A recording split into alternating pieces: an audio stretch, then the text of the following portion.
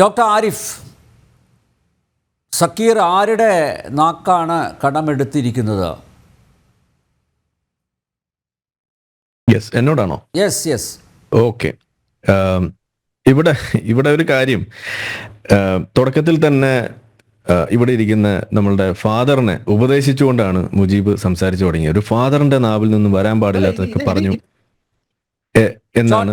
ഒരു നിമിഷം ഷോണ് ചില സാങ്കേതിക പ്രശ്നങ്ങളുണ്ടായിരുന്നു. ഞാൻ ഷോണിലേക്ക് വരാം. ആരിഫ് ഇപ്പോൾ സംസാരിച്ച് തുടങ്ങിയേ ഉള്ളൂ, ഞാൻ വരാം. ആരിഫ്, കണ്ടിന്യൂ. യെസ്, അപ്പോൾ പറഞ്ഞു വന്നാൽ അങ്ങനെയായിരുന്നു. അങ്ങനെ ഒരു ഫാദർ ഇങ്ങനെയൊക്കെ പറയാൻ പാടുണ്ടോ എന്ന്. അപ്പോൾ എൻ്റെ ഇതേപോലെ ഒരു സമാനമായ ഒരു ഉപദേശം എനിക്ക് മുജീബിനോട് വെക്കാനുള്ളത്, നിങ്ങൾ ഈ വഖഫ് സംരക്ഷണ സമിതിയുടെ ഒരു പ്രതിനിധി എന്ന രീതിയിൽ, അല്ലെങ്കിൽ അതിൻ്റെ മുതലാളി എന്നുള്ള രീതിയിൽ നിങ്ങളൊരു മുതലാളിയെ പോലെ സംസാരിക്കണ്ടേ? നിങ്ങൾ എന്താണ് ഇങ്ങനെയൊക്കെ സംസാരിക്കുന്നതെന്നാണ് എനിക്ക് ചോദിക്കാനുള്ളത്. നിങ്ങൾ കൃത്യം പറയണം, ഇത് വഖഫിൻ്റെയാണ്, അവിടെ വസിക്കുന്ന ആളുകളെ ഞങ്ങൾ ഇറക്കി വിടും, അത് കയ്യേറ്റമാണ് എന്ന് പച്ചയ്ക്ക് പറയാൻ നിങ്ങൾക്ക് എന്താ പറ്റാത്തത്? നിങ്ങൾ ഇവിടെ മുന്നേ, ഇത് ആദ്യമല്ലല്ലോ നമ്മളിവിടെ കാണുന്നത്, മുന്നേയൊക്കെ വന്നിരുന്നത് എന്താ നിങ്ങൾ പറഞ്ഞിരുന്നത്? ഇവിടെ സൂചിപ്പിക്കേണ്ടായി, അവിടെ ഒരാളെ പോലും കുടിയിറക്കാൻ ഞങ്ങൾ അനുവദിക്കില്ല എന്നൊക്കെ വലിയ വലിയ മാനവിക സ്നേഹം, നിങ്ങളുടെ എന്തോ ഔദാര്യം കൊടുക്കുന്ന പോലെയൊക്കെ ഒരു കാലത്ത് വന്നിരുന്ന് പറയുന്നു. എന്നിട്ട് ഇപ്പോൾ വന്ന് ഇരുന്നിട്ട് പറയുന്നത് ഇത്. എന്തിനാണ് ഈ ഇരട്ടത്താപ്പ് കളിക്കുന്നതെന്നാണ് ചോദിക്കുക. നിങ്ങളൊരു യഥാർത്ഥ ഒരു വഖഫ് സംരക്ഷണ മുതലാളിയാണ് എന്നുണ്ടെങ്കിൽ നിങ്ങൾ ചെയ്യേണ്ടത് പച്ചയ്ക്ക് പറയുക എന്നുള്ളതാണ്. അത് നിങ്ങൾ കാണിക്കണം. ആ ഒരു മാന്യത നിങ്ങൾ കാണിക്കണം. പച്ചയ്ക്ക് പറയണം നിങ്ങളുടെ യഥാർത്ഥ ഉദ്ദേശം എന്താണ് എന്നുള്ളത് കൃത്യമായിട്ട് പറയണം. അതല്ലാതെ നിങ്ങൾ ഇത്ര നാൾ ചെയ്തുകൊണ്ടിരിക്കുന്ന കാര്യങ്ങളുടെ ഒരു ആകത്തുക എന്ന് പറഞ്ഞു കഴിഞ്ഞാൽ, നിങ്ങൾ നടത്തിയ കൊള്ളയ്ക്ക് കണക്കുണ്ടാക്കാൻ വേണ്ടി നമ്മൾ സാധാരണ പറയാറുണ്ട്, നമ്മളൊരു ബാങ്ക് കൊള്ളയടിക്കുന്നു, എന്നിട്ട് നമ്മൾ കോടിക്കണക്കിന് രൂപ അങ്ങ് കൊള്ളയടിക്കും. എത്രയാണെന്നൊന്നും ആരും പറയില്ല. എന്നിട്ട് അടുത്ത ദിവസം പത്രക്കാരും പോലീസുകാരെല്ലാവരും കൂടി ആലോചിച്ചിട്ട് ഒരു തുക അങ്ങ് പറയും. അപ്പോൾ അതാണ് പിന്നെ ഒരു കൊള്ള മുതലായിട്ട് അവിടെ വരിക. എന്ന് വെച്ചാൽ ചിലപ്പോൾ കൊള്ളയടിച്ചുകൊണ്ട് പോയതിൻ്റെ വലിയൊരു ചെറിയ എമൗണ്ട് മാത്രമേ പറയുള്ളൂ, ബാക്കി മുഴുവൻ ആളുകൾ പോക്കറ്റിലാക്കും. എന്ന് വെച്ചാൽ ആ കൊള്ള കൊണ്ട് കുറേ ആളുകൾക്ക് ചില ഗുണങ്ങളുണ്ട്. അപ്പോൾ അതിനുവേണ്ടി അവർക്ക് വേണ്ടത് എന്താണ്? ഇതിനൊരു കണക്കുണ്ടാക്കുക എന്നുള്ളതാണ്. ആ കണക്കുണ്ടാക്കാൻ വേണ്ടിയിട്ട് നിങ്ങൾ നടത്തുന്ന തത്രപ്പാട്, അതല്ലേ നമ്മളിവിടെ കണ്ടുകൊണ്ടിരിക്കുന്നത്. അതിനപ്പുറത്തേക്ക് നിങ്ങൾ എന്തോ വലിയ കാര്യം, സംരക്ഷണ സമിതി എന്നൊക്കെ പറഞ്ഞ് പേരിട്ടിട്ട് ഈ ചെയ്തു കൂട്ടുന്ന കാര്യം കൊണ്ട് സത്യത്തിൽ ഇതിനേക്കാൾ വലിയൊരു പ്രഹസനം വേറെ എന്താ ഉള്ളതെന്നാണ് എനിക്ക് ചോദിക്കുക. ഇത് പിരിച്ചുവിട്ടൂടെ എന്നാണ് എനിക്ക് ചോദിക്കാനുള്ളത്. ഒന്നാമത്തെ കാര്യം അതാണ്. അപ്പോൾ നിങ്ങൾ ഒരു യഥാർത്ഥ മുതലാളിയെ പോലെ സംസാരിക്കണം. നിങ്ങളത് കാണിക്കുന്നില്ല. ആ ഒരു ആത്മാർത്ഥത, ഒരു ഇൻറ്റഗ്രിറ്റി നിങ്ങൾ കാണിക്കണം എന്നുള്ളതാണ് എനിക്ക് നിങ്ങൾക്ക് വെക്കാനുള്ള, ഫാദറിന് കൊടുത്ത പോലെയുള്ള ഒരു ഉപദേശം എനിക്ക് നിങ്ങൾക്ക് തരാനുള്ളത്. ഒന്നത്. രണ്ടാമത്തത്, ഇവിടെ സുവ്യക്തമായിട്ട് നമ്മൾ മുന്നേ പറഞ്ഞിട്ടുള്ള കാര്യമാണ്. ഞാൻ ഈ ഇസ്ലാം മത സമുദായത്തിൽ ജീവിച്ച് വളർന്ന ഒരു വ്യക്തി എന്നുള്ള നിലയ്ക്കും അതിനകത്ത് കണ്ടിട്ടുള്ള കൊള്ളരുതായ്മ, കൊള്ള അതിന് കൂട്ടു നിൽക്കുന്നത് എങ്ങനെയെന്നും തിരിച്ചറിയുന്ന ഒരു വ്യക്തി എന്നുള്ള രീതിയിൽ ഞാൻ പച്ചയ്ക്ക് പറയാണ്, ഇന്ത്യ പോലെയുള്ള ഒരു മതേതര രാജ്യത്ത് ഒരിക്കലും പാടില്ലാത്ത ഒരു നിയമ സംവിധാനമാണ്, ഒരു ഇൻസ്റ്റിറ്റ്യൂഷണലൈസ്ഡ് ആക്കപ്പെട്ടിട്ടുള്ള ഒരു മതനിയമം, അതിൻ്റെ അടിസ്ഥാനത്തിലുള്ള ഒരു സംഗതിയാണ് ഇന്ന് നമ്മൾ കാണുന്ന ഈ വഖഫ് എന്ന് പറയുന്നത്, വഖഫ് ബോർഡ്. അതുകൊണ്ട് തന്നെ ആ നിലയിൽ അതിനെങ്ങനെ പരിഷ്കരിച്ച് കൊണ്ടു നടക്കുന്നതിൽ ഒരു അർത്ഥവുമില്ല. അതിനെ പിരിച്ചുവിടുകയാണ് വേണ്ടത് എന്നത് തന്നെയാണ് മുന്നേയും പറഞ്ഞിട്ടുള്ളത്, ഇപ്പോഴും പറയാനുള്ളത് തന്നെയാണ്. നമുക്കതിനകത്തൊരു സംശയമില്ല. എന്നാൽ ഇവിടെ നമ്മൾ സംസാരിക്കുന്നത് പ്രായോഗികതയുടെ അടിസ്ഥാനത്തിലാണ്. അവിടെ നമ്മൾ പറയുന്നത് എന്താണ്? ഇപ്പം ഞാനൊരു പ്രധാനമന്ത്രി ആയാലും നമുക്കും ഇതിനെയൊക്കെ ഹാൻഡിൽ ചെയ്തല്ലേ പറ്റുള്ളൂ എന്നൊരു നിലയ്ക്ക് നിന്നിട്ടാണ് നമ്മൾ ഇതിനെ അന്വേഷിക്കുന്നത്. എന്ന് വെച്ചപ്പോൾ ഞാൻ നിരീശ്വരവാദിയാണ്, അല്ലെങ്കിൽ ഞാനിപ്പോൾ എക്സ് മുസ്ലിം ആണ് എന്ന് വിചാരിച്ച് ഞാൻ നാളെ പ്രധാനമന്ത്രി ആയാൽ ഇവിടെയുള്ള പള്ളി മുഴുവൻ പൊളിച്ചു കളയാനൊന്നും എനിക്ക് പറ്റില്ലല്ലോ. അങ്ങനെയല്ലല്ലോ അതിൻ്റെ രീതി.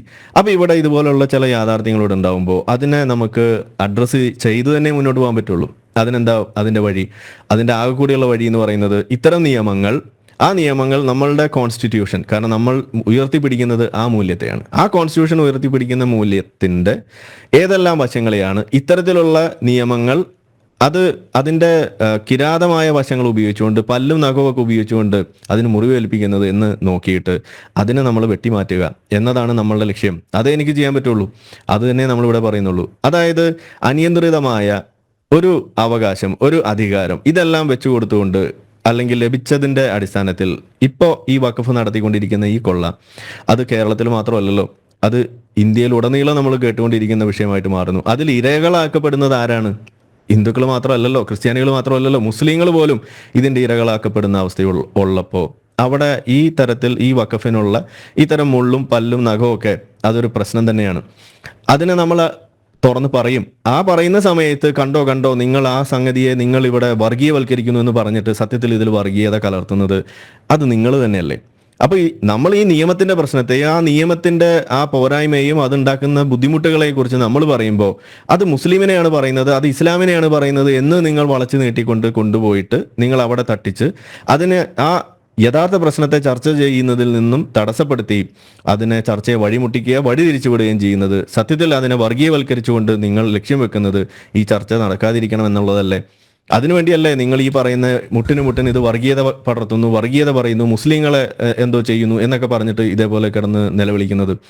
നിങ്ങൾ ആരെയാണ് കളിപ്പിക്കാൻ നോക്കുന്നതെന്നാണ് എനിക്ക് ചോദിക്കാനുള്ളത്. ഈ മാതിരിയുള്ള പൊറാട്ട് നാടകമൊക്കെ കുറേ ആയില്ലേ നമ്മൾ കാണുന്നു. നിങ്ങൾ ഇനിയെങ്കിലും കൃത്യമായിട്ടൊരു അസൽ ഈ പറയുന്ന വഖഫ് സംരക്ഷണ മുതലാളിയുടെ ആ തനി സ്വരൂപത്തിൽ നിങ്ങൾക്ക് സംസാരിക്കാൻ എന്തേ നിങ്ങൾക്ക് ആർജവമില്ലാത്തത്?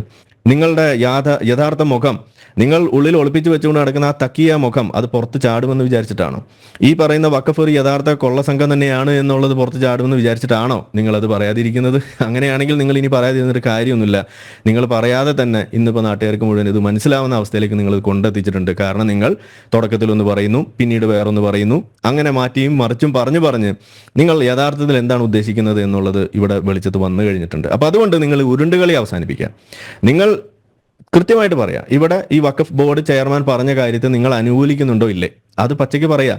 അതേപോലെ അദ്ദേഹം പറഞ്ഞ മാതിരി ആ എന്താണ് അവിടെ കുടിയേറ്റക്കാർ എന്ന വാക്ക് അത് നിങ്ങൾ ഉപയോഗിക്കുമോ ഇല്ലേ, അത് ഉപയോഗിച്ച് തെറ്റാണെന്ന് നിങ്ങൾക്ക് തോന്നുന്നുണ്ടോ ഇല്ലേ, നിങ്ങൾ കൃത്യമായിട്ട് പറയണം. അല്ലാതെ കയ്യേറ്റക്കാർ എന്ന് ആദ്യം പറഞ്ഞത് ശ്രീ മുജീബ് റഹ്മാൻ തന്നെയാണ്. ഈ ഒരു ചർച്ചയിലാണ് പറഞ്ഞത് അവർ കയ്യേറ്റക്കാരാണ് എന്ന്.